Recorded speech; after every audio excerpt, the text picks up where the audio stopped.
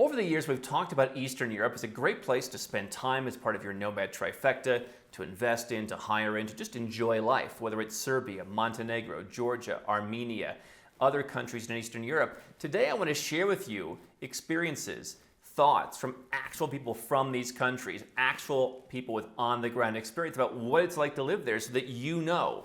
And so, here to do that are my colleagues, my friends from Belgrade, from the coast of Montenegro, from Skopje, North Macedonia, from Tbilisi, Georgia, and from Yerevan, Armenia.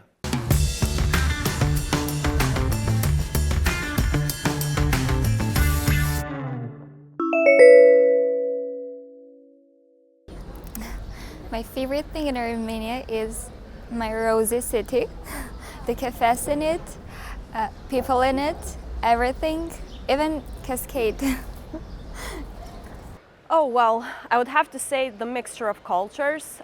Besides that, it's relatively a big city, so there are a lot of touristic attractions. There's a lot to do, such as, you can visit the canyon of Matka, you can visit Vodno, where the cross is. So, yeah, there are a lot of things to do, which is one of my favorite things.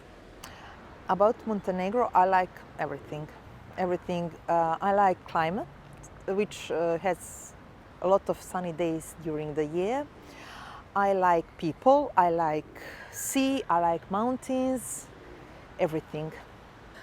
In terms of places, I would say that my favorite place would be Kalemegdan, from where you can see all Belgrade, both rivers actually, Danube and Sava, and it is a perfect place to just sit down and watch sunset from there. I like how Tbilisi is mixed with old and new.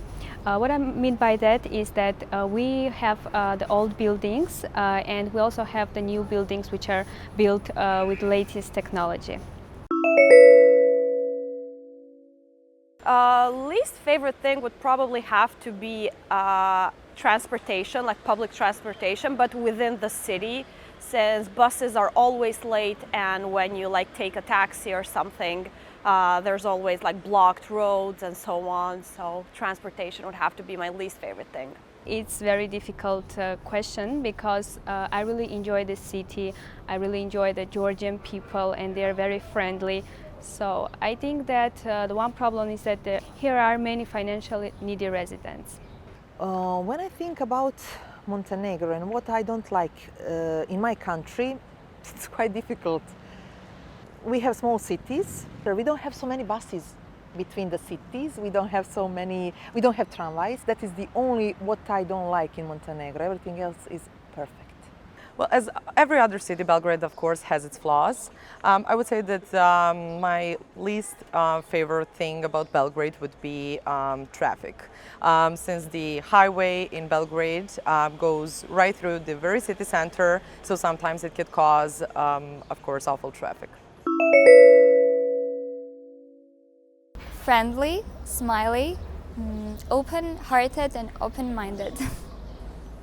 People in Belgrade are really friendly, outgoing and open-minded. People are definitely welcoming. They really enjoy guests and they will make sure to make you feel comfortable. People are generally really welcoming and friendly. They are really approachable. So I would have to say that it's easy to make friends and easy to speak to everybody. Yeah. Most of the population speaks English, younger generations especially.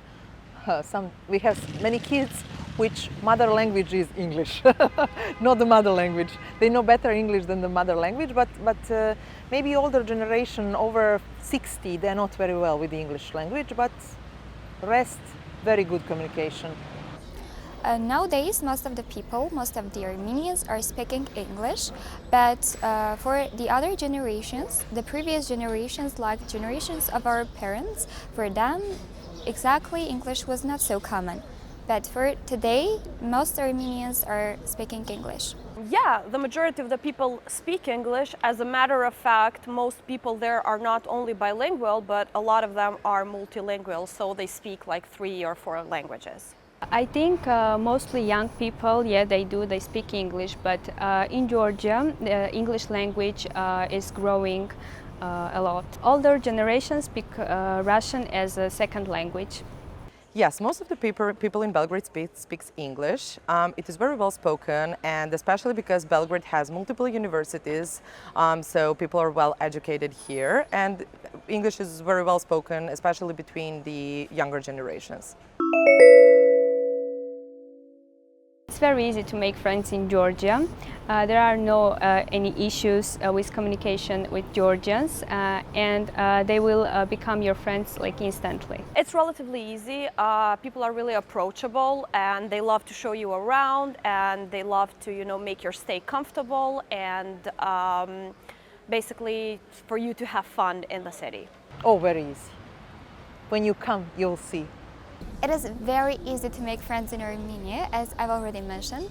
People are very friendly, open-hearted and smiley here. And besides that, as Armenia is a very small country, all of the people are very familiar to each other. And even if we try to make friends there in that cafe, we can just sit there, and after 10 minutes of talk with people, we can know that we have mutual connections with that people. Yes, it is very easy to find friends here. People are very friendly and open-minded, and if you want to ask someone on the street where do you want to go, they will gladly help you. All the best. We are very welcoming to the foreigners, and I know many foreigners who came to Montenegro can testify that I'm right.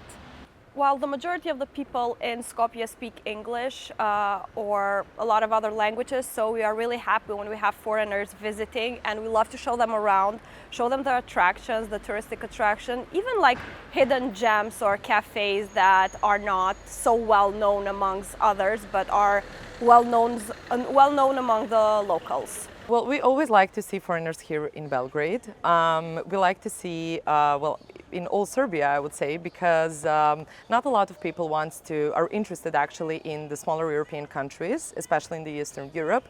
So we are delightful when we see tourists here in Serbia, and we like to help them and to show them around and to show them some restaurants, to taste some Serbian traditional food and so on.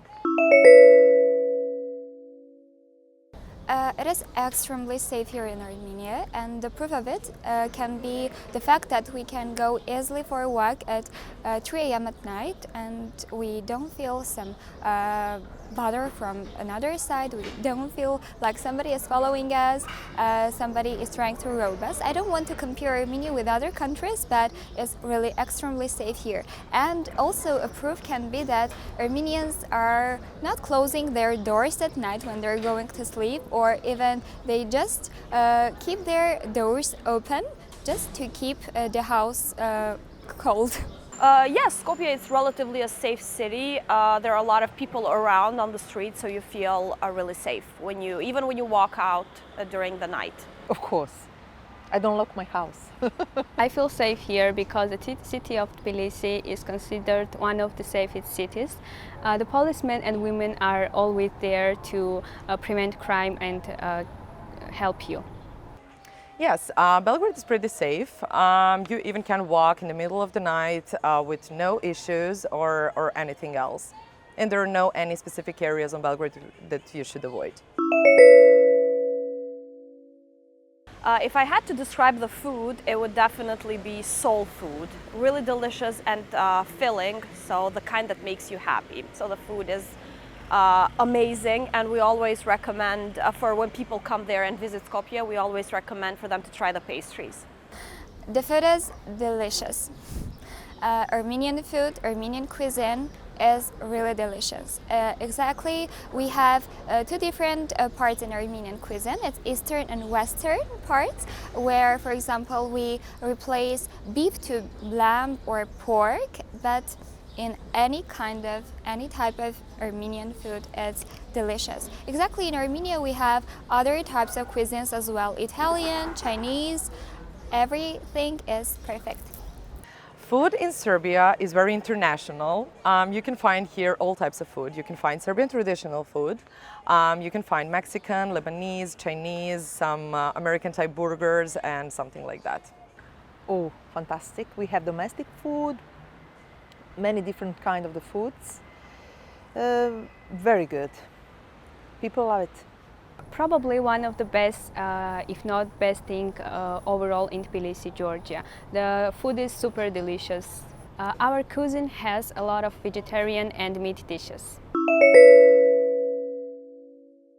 Belgrade is pretty well connected. We have a couple of airports and a couple of low-cost airlines that can easily connect you with any country in Europe and of course all around the world. We have also a lot of trains, which will be for, of course, international traveling and so on. So I would say that it is pretty well connected. Armenia is very well connected to other countries. Even during this pandemic situation, Armenia was one of the first countries that accepted flights to other countries, such as Cyprus, Egypt, Dubai, Moscow. I would say it's pretty well connected. Within the country, there are a lot of bus routes, that you can go from each city to Skopje. And also we have two airports, one in Skopje and one in Ohrid, which makes it really easy to fly, whether it is in Europe or other nearby countries or even further countries. So it's relatively well connected. Tbilisi Airport has direct flights to almost all of the European capitals and direct flights to Doha, Istanbul and Dubai. We have airport in main city Podgorica, we have airport in seaside Tivat. Through Podgorica we are mostly connected with every city in Europe. Then for the longer distances we are using connection from Podgorica to Belgrade or from Podgorica to Istanbul, and from there you can reach any side of the world. So people ask, Andrew, how do I get the most out of Nomad Capitalist? How do I begin my Nomad Capitalist journey? The first thing people do is they start right where you're at. They watch YouTube, they listen to podcasts, they read articles at nomadcapitalist.com. We've spent years creating thousands of pieces of free content so that you can get the vibe from someone who's actually done this, from someone who's actually been in your shoes. What they'll do next, they'll get a copy of the book. You can find it on Amazon. It costs a few bucks, and while it's not going to give you all the secrets, it's going to, again, give you more of the vibe. You're going to learn a lot of the things that I've learned. You're going to learn some strategies you can employ, and you're going to get a lot further in your journey. From there, if you are the 7 or 8 figure entrepreneur investor, you can go to nomadcapitalist.com. You can click Become a Client. We're pretty busy these days, but we have availability to help a limited number of people who want to create a holistic plan, something that I think is so important. So if you want to do that, go to nomadcapitalist.com, click Become a Client, learn more about how it works and how we can help you.